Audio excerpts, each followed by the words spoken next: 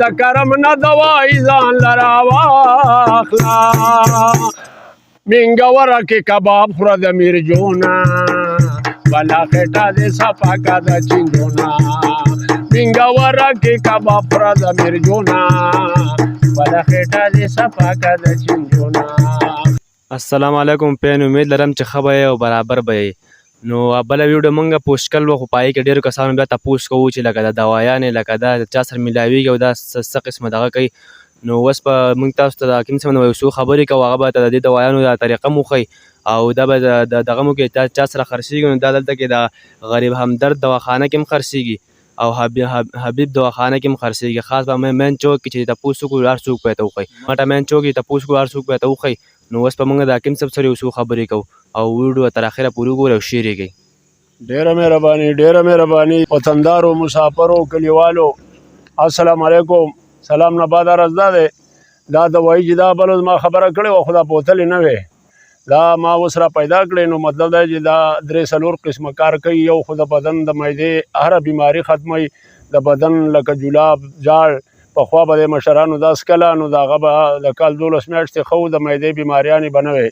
دا معدې بیماریانې چې راځي دا ټول د ګندون نه راځي. نو دا چې دی دا به تاسو ته په دې دواړو دوکانونو کې دغه زموږ د تره دوکان دی دا د ما په دوکان کې به هم میلاویږي او خارزانه دوایي ده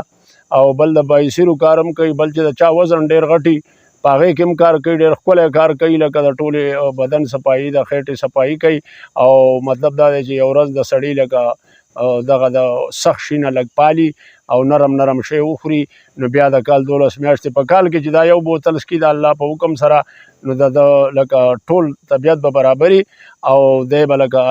یو قسم له به دغه نه راځي لکه او دا د دې نظم هم واورئ چې تاسو خوشحاله شئ دغه شی ولې چې زموږ خپل چینل دی نو په دې چینل باندې راځئ او فالو کوئ هر څه چې دا د بل نه مخکې شي او برابر شي. دا زما د خپل موبایل کې دغه دی او دا زما بچی دی د په نمبر دی نوید خان. نو تاسو مهرباني وکئ او دا پیسو باندې هر شی کېږي که نه. جب تلاش کا کار به اخلی د پیسو نه خپله خېټه دې صفا که د چینجو نه خپله خېټه دې صفا که د چینجو جب تلاش کا کار به اخلی د پیسو نه خپله خېټه دې صفا که د چینجو نه خپله خېټه دې صفا که د چینجو نه. راشه دوايي بدرله درکما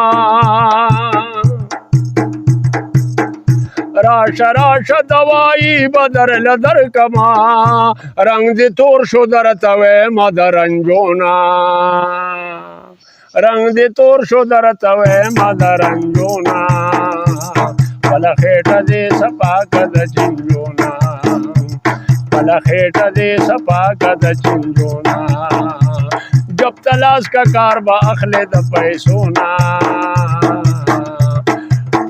او خپله خېټه دې صفا که د چینجو نه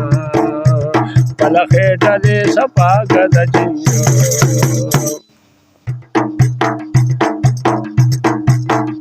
هره ورځ فریادونه کې بیمار ما